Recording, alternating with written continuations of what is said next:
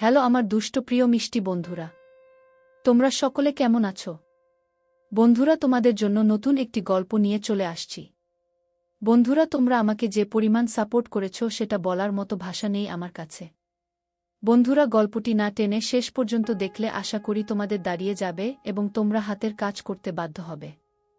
চলুন বন্ধুরা, গল্পটি শুরু করি। আমাকে বন্দী করে রেখে জোর করে ওনাদের ছেলের সাথে আমাকে বিয়ে দিয়ে দিচ্ছে। এতিহার কথা শুনে আল বলে, এতিহা তুমি এইগুলি কি বলছো? তখনই এতিহা আলকে চোখ টিপ দিচ্ছে। আল চুপ করে গেছে আর এতিহা বলতেছে, এতিহা, আব্বু তুমি এর একটা ব্যবস্থা করবে। আমাকে জোর করে এই বাড়িতে নিয়ে এসে আমাকে বিয়ে দিচ্ছে। এতিহার বাবা, স্যার আপনারা দাঁড়িয়ে কি দেখছেন? ওদের সবাইকে থানায় নিয়ে চলেন। আম্মু, কাকে থানায় নিবে? বরং আমি তোমার আর তোমার মেয়েকে থানায় দিব। আমার সহজ সরল ছেলেকে ফাঁসিয়ে বিয়ে করেছে। আম্মা, এতিহার বাবা আর ভাইয়া আব্বা সবাই যার যার মতো করে তর্কযুক্তি দেখাতে ব্যস্ত। এর মাঝে পুলিশ জোরে ধমক দিয়ে বলে, পুলিশ, থামুন, আপনারা না হলে সব কয়টাকে থানায় নিয়ে যাব। একসাথে সবাই চুপ করে গেছে। এই মেয়ে, তুমি সত্যিটা বলো, তোমাকে কি জোর করে নিয়ে এসেছে? এতিহা, আপনার প্রশ্নের উত্তর দিব তার আগে আমি ওনার সাথে, মানে শাশুড়ি মায়ের সাথে কিছু কথা আছে। পুলিশ, মানে? এতিহা, মানে আগে ওনার সাথে কথা বলবো, এরপর বলবো আমাকে এখানে কে আনছে। পুলিশ বিরক্ত হয়ে বলে, পুলিশ, ঠিক আছে যাও, আগে কথা বলো। এতিহা, ধন্যবাদ। আম্মা তো রেগে মেগে আগুন হয়ে যাচ্ছে। এর মাঝে এতিহা এসে আম্মাকে বলে, আম্মা একটু সাইটে যাবেন, আপনার সাথে পার্সোনাল কিছু কথা আছে। আম্মা এতিহার দিকে তাকিয়ে এতিহার সাথে গেছে। এদিকে আব্বাকে দেখছে, নিজের ভাইকে এতদিন পর দেখে কিছুটা কুশল বিনিময় করে নিল। কিছুক্ষণ পর আম্মা আর এতিহা এসেছে। এতিহা এসে মিষ্টি হাসি দিয়ে বলে, স্যার, এই ছেলেটা আমাকে নিয়ে এসেছে। আলের দিকে আঙ্গুল দিয়ে দেখিয়ে দিচ্ছে। আল, এতিহা তুমি এটা কি বলছো? এতিহার বাবা, এতিহা ঠিকই বলছে। স্যার, এখনও দাঁড়িয়ে থাকবেন নাকি? পুলিশ, এই যে আপনি নিজে থেকে আমাদের সাথে যাবেন নাকি আমরা জোর করে নিয়ে যাব? আব্বা, দেখুন, এটা আমাদের পারিবারিক ব্যাপার, আসলে আপনাদের সাথে করে যে আনছে সে আমার আপন ভাই। আর এতিহা হচ্ছে আমার ভাতিজি। এতিহা, দেখুন স্যার, ওনারা মিথ্যা কথা বলছে, আমাদের সাথে ওদের কোনো রকম সম্পর্ক নেই। ওনাদের জন্য আমার বড় ভাইয়া আত্মহত্যা করছে। আব্বা, এতিহা তুমি কি বলছো? রাজ আত্মহত্যা করছে মানে? এতিহার বাবা, হ্যাঁ, রাজ তোমার ভুরি মেয়ের জন্য আত্মহত্যা করছে। ভাইয়া, কাকে ভুরি বলছেন? আমার বোন লিলিকে? বরং আপনার ছেলের জন্য আমার বোনের জীবনটা অকালে দিতে হয়েছে। আর এখন এসেছেন আমাদের উপর দোষ দিতে? পুলিশ, দেখুন, আপনারা শান্ত হন। এখন যেহেতু মেয়ে নিজেই বলছে আপনাদের বাড়ির ছেলে মেয়েকে জোর করে বাড়িতে এনে ধরে বাইন্ধা বিয়ে করিয়ে দিচ্ছেন, এখন আপনার ছেলেকে আমাদের সাথে যেতে হবে। আম্মা, দেখুন স্যার, আপনাদের কোথাও ভুল হচ্ছে। পুলিশ, কোনটা ভুল আর কোনটা সঠিক সেটা বিচার করবে আদালতে আর জজ সাহেব। আমার কাজ আমাদের করতে দিন। আল, আপনি আমাদের সাথে আসুন। আল, স্যার, 1 মিনিট, হাতটা ধুয়ে আসি। আমার হাত দুইবার কথা শুনে এতিহা আর আম্মা দুজনে কেমন একটা মায়াবী চোখে আমার দিকে তাকিয়েছে। আমি হাত ধুয়ে পুলিশের সাথে যেতে লাগলাম। তখনই এতিহার আমার কাছে এসেছে। এতিহা, আল, তুমি কোনো চিন্তা করো না, আমি আছি তো। এতিহার মুখে এমন কথা শুনে আল অনেক রাগান্বিত হয়ে বলে, আল, এতিহা, আজ থেকে আমাদের রাস্তা আলাদা। তোমার আম্মা যখন ফোনে বলেছে কাজটা শেষ করে তাড়াতাড়ি বাড়িতে আয়, আর তুমি ঠিক তাড়াতাড়ি করেছ। ধন্যবাদ আমার সাথে এমনটা করার জন্য। এতিহা, সময় বলে দিবে আমাদের রাস্তা আলাদা নাকি পাশাপাশি। তখন আল মুচকি হেসে গাড়িতে উঠে গেছে। পুলিশ আলকে থানায় নিয়ে এসেছে। ওই দিকে আলের বাবা ভাইয়া হন্য হয়ে আলকে ছাড়াবার জন্য ছুটাছুটি শুরু করছে। আজকের মতো সারাদিন এভাবে গেছে। আলের বাড়িতে শোকের ছায়া পড়ছে। সবার খাওয়া দাওয়া এখন প্রায় বন্ধ। আর অন্যদিকে এতিহা আর ওর বাবা মা বেশ খুশি আছে। আর আল থানায় বসে বসে মশার কামড় আর চোখে ঘুম না আসাতে শরীরের অবস্থা একদম খারাপ হয়ে গেছে। আলের মনে একটা প্রশ্ন, এতিহা কেন এমনটা করছে? ওদের প্রথম রাতটা তো কত সুন্দর ভালোবাসা দিয়ে কেটেছে। এভাবে দেখতে দেখতে 5 দিনের মতো চলে গেছে। এখনো আলকে ছাড়াতে পারেনি। আজকে অনেক কষ্টে জামিনে আলকে ছাড়িয়ে আনছে। আলের শরীর একদম খারাপ। বাড়িতে এসে আগে এক ঘুম দিছে। এক ঘুমে 1-2 ঘন্টা পার ঘুম থেকে উঠে ফ্রেশ হয়ে বাহিরে এসেছে। ভাবি, আল এসো খাবে। আল, আম্মা কোথায়? ভাবি, আছে, তুমি এসে খেয়ে নাও। ভাবি জোর করে আলকে খাওয়াতে বসেছে। আলের খেতে একদমই মন চাচ্ছে না, তাও নিজের সাথে যুদ্ধ করে কিছু খেয়েছে। এভাবে আরও 5 দিন চলে গেছে। এখন কিছুটা স্বাভাবিক হয়েছে আলের পরিবার আর আল। আজ 2 মাস পরে আল কলেজে যাচ্ছে। তবে এতিহার সাথে কোনো যোগাযোগ নেই আর এতিহার সাথে কোনো রকম ডিভোর্স হয়নি। কলেজে গিয়ে রাফির সাথে দেখা। রাফি, কি হারামি, এতদিন পর আমাদের কথা মনে পড়ছে। আল, রাফি, অনেক সমস্যা হয়ে গেছে। রাফি, কি সমস্যা? আল, তাহলে শোন। এরপর রাফিকে সবকিছু খুলে বলছি। রাফি সবকিছু শুনে অনেকটা আফসোস করেছে। আচ্ছা রাফি, এখন চল ক্লাসে যাই। রাফিকে সাথে নিয়ে আল ক্লাসে গেছে। ক্লাস গুলি করেছে। ক্লাস শেষে রাফিকে নিয়ে আসতেছি, তখনই জুই সামনে এসেছে। ও ভালো কথা, জুই কিন্তু আলকে অনেক ভালোবাসে। আলের পেছনে আজ 6 মাস যাবৎ পড়ে আছে, কিন্তু আল এতদিন কোনো পাত্তা দেয়নি। জুই, আল কোথায় ছিলে এতদিন? তোমাকে ভালোবেসে কি ভুল করেছি? দেখো আল, যদি তুমি আমাকে না ভালোবাসো তাহলে আমি আত্মহত্যা করে তোমার নাম চালিয়ে দিব। জুইয়ের কথা শুনে আল মুচকি হেসে বলে। আল, জুই হাসালে আমাকে? আমি কি কখনো তোমাকে বলেছি ভালোবাসি? দেখো, আমি বিয়ে করে ফেলছি, এখন এই ঝামেলা নিয়ে আছি। আর তুমি নতুন করে ঝামেলা দিতে এসো না। জুই, আল তুমি বিয়ে করে ফেলছ?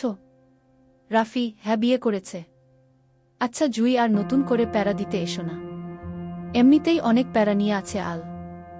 জুই, কি এমন প্যারা জানতে পারি? আল, কোনো দরকার নেই। তখনই জুই মুচকি হেসে বলে। জুই, বুঝতে পারছি বউ মনে হয় ছেড়ে চলে গেছে। আল কিছু বলতে যাবে তার আগেই রাফি বলে উঠে। রাফি, ছাড়াছাড়ি হয়নি, কিন্তু মনে হয় হবে। তখনই রাফির দিকে চোখ লাল করে তাকিয়ে আছে আল। জুই, আল তাহলে বউকে ছেড়ে দাও। আমি তোমাকে বিয়ে করে নিব। আল, জুই, তুমি আমাকে আর এসব ব্যাপারে কোনো কিছু বলবে না। রাফি আয়। জুই দাঁড়িয়ে আছে, রাফিকে নিয়ে আল চলে এসেছে। আজকের দিনটা কিছুটা ভালোই কাটছে। বিকালে জুয়েল ফোন করছে। আল জুয়েলের সাথে দেখা করছে। জুয়েল, আল, রাফি কি বলছে? এতিহা তোর সাথে খুব খারাপ আচরণ করছে বলে।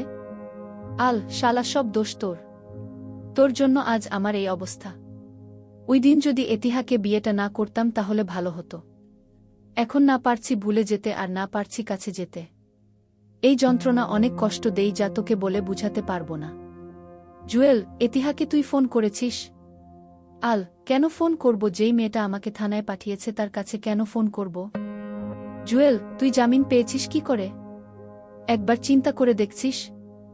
এতিহা চেয়েছে তাই তুই জামিন পেয়েছিস। আল, আচ্ছা তুই আমার দোস্ত নাকি ওই মেয়েটার দোস্ত? জুয়েল, আরে বোকা, রাগ করছিস কেন? আমার মনে হয় এতিহা তোকে ভালোবাসে। কোনো একটা কারণে তোর থেকে দূরে চলে যেতে চাচ্ছে। আল, শালা, ভালোবাসবে কি করে? এতিহা তো ওর ভাইয়ার প্রতিশোধ নেওয়ার জন্য আমাকে বিয়ে করছে। আচ্ছা, রাত অনেক হয়েছে, চল বাড়িতে যাওয়া যাক। জুয়েলের কাছ থেকে বিদায় নিয়ে আল বাড়িতে এসেছে। আলের বাড়ির সবাই বসে আছে। আলকে দেখে আলের মা বলে, আম্মা, আল এখানে আয়।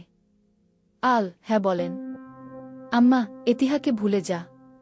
যেই মেয়েটা তোকে একটুও ভালোবাসে না, তোকে নিয়ে চিন্তা করে না, সেই মেয়েটার জন্য কেন নিজেকে কষ্ট দিবি বল? আল, আম্মা, আমি এতিহাকে ভুলে গেছি।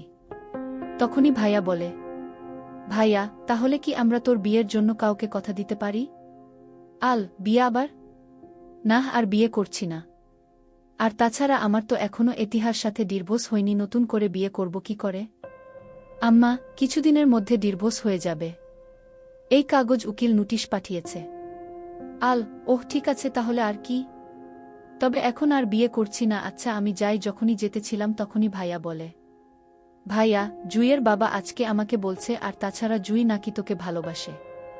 এখন জুইয়ের বাবা চাচ্ছে তোর সাথে বিয়ে দিবে। আল, আমাকে কিছুটা চিন্তা ভাবনা করতে দেন। ভাইয়া, ঠিক আছে। আল, আচ্ছা গেলাম। আল রুমে এসে এতিহার জন্য কেনা কাপড়গুলি দেখছে। আর বারবার এতিহার সেই ভালোবাসার রাতটার কথা মনে পড়ছে। আল রুমে থেকে বেরিয়ে ছাদের উপরে গেছে। আজকের রাতটা ছাদের উপরে কেটে গেছে। সকালে ঘুম ভাঙছে ভাবির ডাকে। ভাবি, আল সারা রাত ছাদের উপর ছিলে? আল, বেঞ্চের উপরে ঘুমিয়ে গেছিলাম। আমি উঠে রুমে এসে ফ্রেশ হয়ে নাস্তা করে কলেজে গেলাম। তখনই জুই দৌড়ে এসে বলে, জুই, আল তোমার বাড়িতে বাবা বিয়ের প্রস্তাব পাঠিয়েছে। আল, জুই তুমি এমনটা কেন করেছ? জুই, আমি তোমাকে চাই যে কোনো মূল্যে। এখন চলো তোমাকে নিয়ে কফি খাবো আর আমাদের দুজনের সম্পর্কে আরও গভীরভাবে জেনে নিব। আল, জুই আমার ভালো লাগছে না, তুমি যাও। তখনই জুই আমাকে টেনে নিয়ে গেছে জোর করে। আল রেস্টুরেন্টে বসে আছে, জুই অর্ডার করছে। জুই কিছুটা চঞ্চল টাইপের, যার কারণে আলের ভালো লাগে না। দুজনে কফি শপে বসে আছে।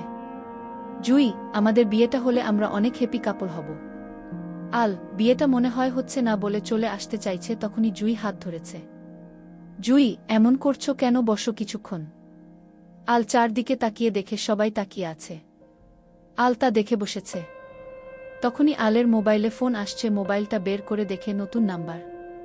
প্রথমে রিসিভ করেনি, তার একটু পরেই আবার ফোন আসছে, এবারও কেটে গেছে। এভাবে ৩-৪টা ফোন আসছে, একবারও রিসিভ করেনি। তখনই একটা মেয়ে বোরকা পরা এসে টেবিলের সামনে দাঁড়িয়ে বলে, আল ফোন করছি, রিসিভ করছো না কেন? কণ্ঠ শুনে আল মেয়েটির দিকে তাকিয়েছে। আল, আপনি কে? আমি তো আপনাকে চিনতে পারছি না। তখনই আমার শার্টের ক্লার টেনে ধরেছে। জুই, এই মেয়ে ক্লার ধরেছিস কেন? তখন মেয়েটি জুইকে ধমক দিয়ে বলে, এই তুমি চুপ থাকো, যাকে ধরেছি সে বুঝতে পারছে আমি কে। তখনই ওর মেকআপটা খুলেছে। আল তাকিয়ে দেখে এতিহা। আল, এতিহা তুমি? এতিহা, হ্যাঁ আমি। ওই আমি মাত্র কিছুদিন যাবৎ তোমার খোঁজ খবর নেই না, আর তুমি এখন মেয়ে নিয়ে ঘুরতেছ।